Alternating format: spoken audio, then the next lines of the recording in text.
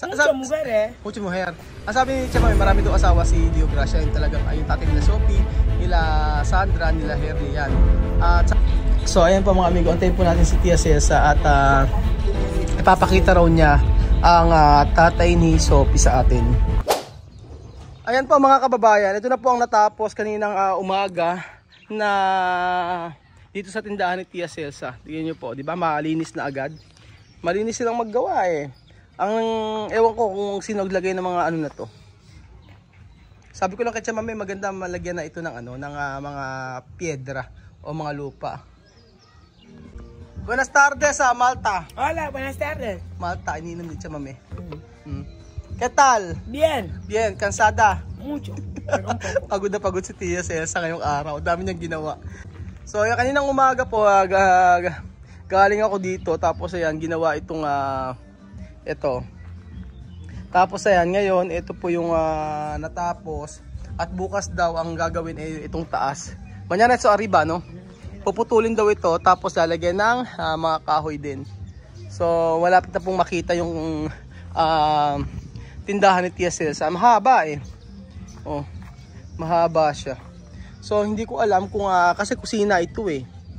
Kusina po yan mga amigo. Pero ano kaya ang gagawin ni Tia Cesa dito? Kasi hanggang dito eh oh. So maglalagay ng mga upuan dyan. Tapos maglalagay ng bubong. Ayan. Ayan, sabi ni Tia Cesa maglalagay siya ng kahoy na dekorasyon dito. Pero okay na yan. Basta floringan. También chamame de abajo, ¿no? También el hacer, ¿no? Para terminar pronto, ¿no? O sabi ko, ang gagawa na si Pedro na lang para matapos to lahat. Posible esto, no mucho cemento. So ayan po mga amigo, yung natapos nga ngayong araw. 2 araw pa lang yung ginagawa ito, pero ang dami na natapos. Sabi nga ni Kuya Tonton, kung nakabili ng semento nung hapon, natapos na nilang maglagay ng ano, ng poste. Natagalan daw sila kasi naghukay pa sila. Chama, ¿cuánto bloque abajo? Abajo, ¿cuánto bloque? Abajo, 2 líneas. 2 bloque. Dalawa daw na semento. 2 hollow blocks daw yung nasa ilalim. Sabi ni Tia Cesa. Matibay na yan. Chama, todo eso piedra ken poner. Sialin con Samedi. Silin Samedi. Ang naglagay daw nito ay si Celine at saka si Samedi. Yung mga lupa na ito. Pero kulang pa. Poner mas, no? La gente hace así. Sí. Mañana, poner agua. Mañana voy a poner más. Bukas para lalagyan ulit ito para matapos na. Ayun na po si Sophie tita. Na lumaki na si Sophie oh. Ahora Sophie grande oh. Tu que repasar, no? ang gusto lang to, pumasyal si Sophie. Oh. Tapos, sabi niya, pasyal ulit tayo, pasyal. Sumisigaw na si Misma. Nako. Sa daw nakapasa daw si Misma. So, papakita raw niya raw ang kanyang bulletin. Ang card niya. Donde tu bulletin? Tingnan natin yung card ni Misma. Yun, entiende todo. Cuando rojo, mal. Cuando azul, bien. Kapag daw... ¿Qué se dice? Trimestre. Niña, Feliz Navidad. Feliz Navidad lang naintindihan ko. Misma alimatinga. So kapag may red daw, ay hindi daw pasado. So wala naman siyang red na nakalagay. 5, 6, 6.5. Hindi ko naiintindihan lahat, pero pasado po ibig sabihin ito. Pagka kulay asul daw ang nakasulat. Kayo na po ang umintindi. Kung hindi niyo po maiintindihan, hindi ko rin po maiintindihan. Hindi ko kaya paliwanag. Pero esto 5 como 5 significa está bien. ¿Qué mal? 2, 1. 4, 3, 2, 1. Mal. Ang 1, 2, 3, 4 daw ay hindi raw okay. 5, 6, 7. 7 notable. ¿Hasta dónde? Hasta 10. Hasta 10. Okay. Parang pasang-awa pagka 5. May 5 siya pasang-awa. Pero 6 mataas, okay na rin. Sabi niya may mataas daw 5, 6, 7, 8, 9, 10. Yun po ang card ni Misma. Ito lang yung card nila. Pero at least merong may seal. Diba? Ito aprobado? Aprobado rin si ¿dónde aprobado? Todo aprobado. Dapat merong lahat daw ng may aprobado ay may regalo, may regalo. ¿Dónde tu boletín Beverly? ¿Dónde he vuelto hoy?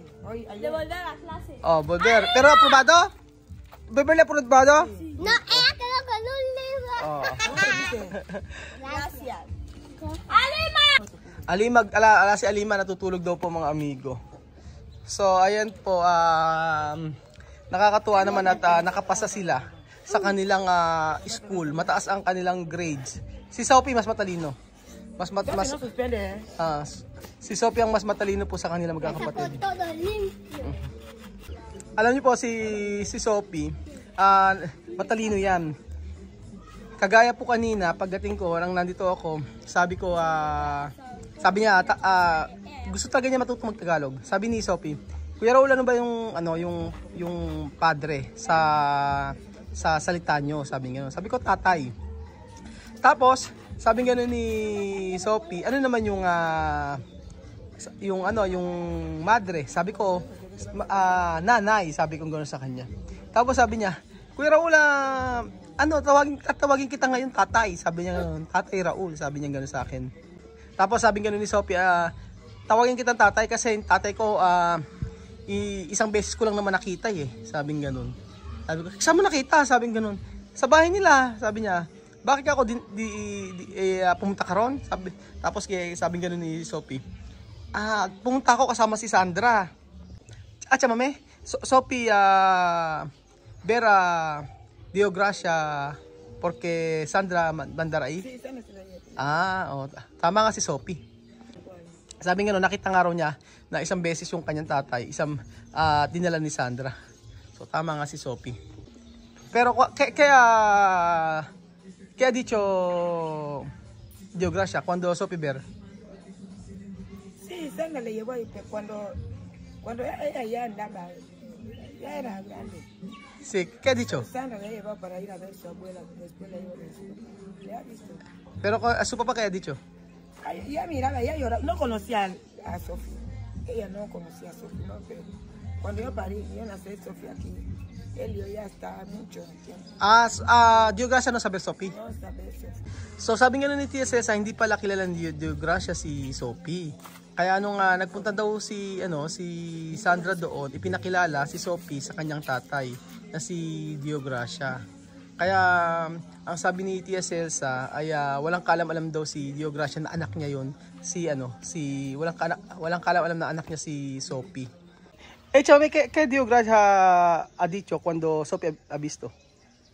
Sí, ha visto. Cuando ha visto a Sophie antes, Sandra dice que cuando él ha visto a Sophie. ¿Qué Sandra ha dicho? Ha preguntado, niña, ¿para quién? Sandra le ha dicho que esta niña le he traído para que tú conoces. Porque cuando él ha visto a su ojo, pensaba que niña para su familia. Él no conocía a Sophie. Sí. No había visto a Sophie. ¿Pero qué decir? Cuando le ha visto así, le ha abrazado. Abrazar. A saludar a Sophie. Sophie venido aquí. Le dio ese día 500. Ahora sale 2000. Ha venido aquí. Mamá, he visto a mi papá. ¿Dónde te ha visto tu papá? Dice, Sandra me ha llevado. Hasta yo hablé con Sandra, pero no quiero más así. Ayun po, sabi nga ni Tia Cesa sa unang pagkikita po ni Dio Gracia at saka ni Sophie, ay ang nangyari po ay hindi alam kasi ni Dio Gracia na anak niya si Sophie. So ang nakita po yung mata, kasi yung mata po ni Dio Gracia at saka po yung mata ni Sophie ay the same tsaka ni Herly. Kaya ang sabing gano'n ni Chamame ay sinabi ni Sandra na ito yung anak mo, sabi niya. Tapos ayun, niyakap daw ni Dio Gracia. Sabing gano'n ni Chamame. Niyakap daw ni Dio Gracia si Sophie nung pumunta si Sophie doon kasama si Sandra. Él es hombre, bien. Tiene mucho mujer aquí. Tiene mujer aquí. Dio Gracia mucho mujer. Sí, hoy paga dinero, hace 2, 3 mujeres en casa. 5 meses, 6 meses, así, saca, echa. Ako mo to. Coge otro, saca, echa. Yo no iba a vivir en su casa nunca. Ajá. Yo aquí. Por eso, también tú echar. Sí, cuando Ajá. mucha mujer aquí, mucha mujer, yo no puedo más porque así mucha mujer. Muchas mujeres. Muchas mujer. Ang sabi ni Chamami, marami daw asawa si Dio Gracia. Yung talagang, yung tatay nila Sophie, nila Sandra, nila Herly yan. At sabi nga noon, hindi rin nakakatagal yung mga babae sa asawa ni Chamami. Tapos hindi rin tumatagal yung tatay ni Sophie sa mga babae. Kadalasan po ay ini-HR, sabi, pinapalayas, ganun po, pinapalayas ni Dio Gracia yung kanyang mga nakakasama sa bahay. Chamay, cuánto mujer tiene Dio Gracia? Él no sienta con una mujer. No puede sentar. En casa tiene una mujer, afuera como 5, 6, mucho. No sienta con una mujer. Ayun, sabi ni Tia Celsa, marami daw babae si Dio Gracia at di raw po pwedeng iisa lang. Ganun po. So sa nakakaalam po ng buhay ni Tia Celsa, siya po ay inabondo na ni Dio Gracia, nila Senyor Juan, at yung mga tatay ni Misma. Tatay kasi ni Misma dati dito nagkatrabaho, isang Cameronian po siya. Tapos yung tatay din ni Alima na Malyan ay din po, dito nagkatrabaho, nag-aalisan na. Pero mababait naman daw po yun. Talagang si Dio Gracia lang po, yung tatay ni Sophie, talagang salbahe. Yun ang sabi ni Tia Celsa. At sabi ng mga anak ni Chamami, kagaya ni Sandra, hindi po pwedeng pumirmi sa isang babae lang. So mula po nang si Chamami bumalik dito, maraming pagkakataon na nag-attempt po si Dio Gracia na bumalik kay Chamami. So nandiyan yung nagpapadala ng pera, nagbigay ng pera kay Chamami, nandiyan yung nagmamakaawa, nandiyan yung pagkagabi nagpupunta dito at ang sabing ganun bumalik na si Chamami doon sa bahay niya kung saan merong naninirahan sila si Dio Gracia. So lahat yun ay inignore ni Chamami, lahat yun ay inayawan niya dahil ayaw niya na maging miserable uli yung buhay niya. So ayan pa mga amigo, umalis saglit si Tia Celsa at ang sabi ni Tia Celsa ay may pakikita daw siya sa akin at ipakikita sa ating mga Pilipino para daw po ito ay wala na siyang itatago pa sa kanyang buhay at gusto niya malaman ni Tia Celsa na lahat ay alam na ng mga Pilipino. So matagal na din marami nagsasabi sa akin kung sino yung tatay ni Sophie, bakit di puntahan. Hindi po pwedeng puntahan yung tatay ni Sophie dahil aawayin po tayo niya. At si Chamami daw po ay ganun din. So ngayon na lang na bumalik si Chamami dito at saka na lang naging bait-baitan o sabi ni Chamami yung bigla na lang daw bumait nung time na bumalik si Chamami dito. So sabi niya meron siyang sigurado merong hidden agenda kaya nakikipagbalikan itong si Dio Gracia. So ayan pa mga amigo, antayin po natin si Tia Celsa at ipapakita raw niya ang tatay ni Sophie sa atin. Sí, yo sé que todos los filipinos quieren ver quién es Dio Gracia, papá de Sophie. Ahora papá de Sophie, todo el mundo le va a ver, aquí está papá de Sophie. So sabi ni Chamami lahat daw ay gustong makita ang tatay ni Sophie. Kaya ngayong araw po mga amigo ay makikita nyo na po kung sino po ba talaga si Dio Gracia. Ito po ay galing po kay Sandra. Mula nung nagpunta po si Sophie at pinakilala doon kay Dio Gracia. Ayan po, meron pong picture si Dio Gracia ni Sandra. At ito po, kay Chamami na po ngayon. Kasi ang sabi ni Chamami para matapos na at malaman ng lahat ng tao na ito si Dio Gracia. Kasi di ba pala isipan po sa atin lahat kung sino yung Dio Gracia. So ayun po, papakita po ni Tia Celsa si Dio Gracia mga amigo. Aquí está foto de Dio Gracia. So ayan pa mga amigo, ito po si Dio Gracia. Ayan, ang tatay po ni Sophie. Kamukha ni Sophie Dio Gracia como Sophie. Sí, como igual su ojos, no? Oh. Kamukha din. Donde? Quiero ver. Ayan, ito rin yung si Dio Gracia mga amigo. Tatay ni Sophie at saka ni Sandra. Kamukha ng mata So ayan po mga amigo, nakita nyo na po si Dio Gracia. Siya po ang tatay nila Sophie na kung saan ay gusto makipagbalikan kay Tia Celsa. Solo quiere mucho mujer, pero no quiere cuidar niños. Dio Gracia, sí. No quiere cuidar niños. Gusto, Niño aquí dega. Por eso todo niño crecer, no cariño para él. Tiene, pero no cariño para él. no cariño. Él tiene mucho niño, pero no cariño con él. Porque él no quiere... No quiere cuidar. Cuidar. Como Sandra aquí, Sandra escuela, yo mismo pagar escuela de Sandra Ajá. hasta ahora.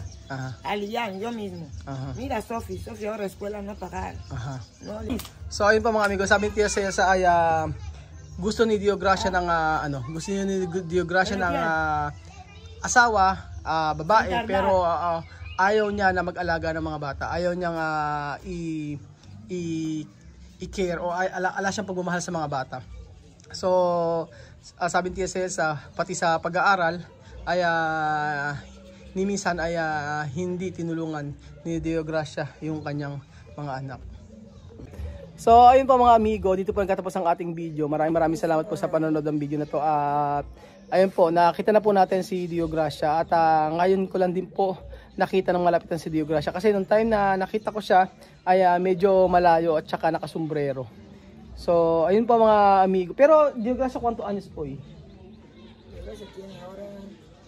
sí. 60. Tiene que tener ahora como 65 así. Mga 65 years old. Ya mayor. Mayor na, no? Mga 65 years old na raw po si Dio Gracia. So, maaring itong picture na to ay medyo matagal na. Salamat po mga amigo sa walang sawa niyo pong panonood sa video na to. At ayan, natuldukan na ang lahat na nagtatanong sa akin. Sabi nagtatanong sa akin, mini-message pa ako, pinipm pa ako na sabi, Kuya Raul, puntahan mo ang asawa ni Tia Mami na si Dio Gracia. Sabi ko, hindi ko pwedeng puntahan. Oo, hindi pwedeng puntahan para doon makilala nila. So, akala nyo ako lang ang martis dito. Hindi po. Salamat po mga amigo at God bless po. At ayan, at least ang buhay ng Tia Cesa ay okay na. So, may asawa, walang asawa ay mas masaya si Tia Cesa. Salamat po mga kabayan ko. God bless po.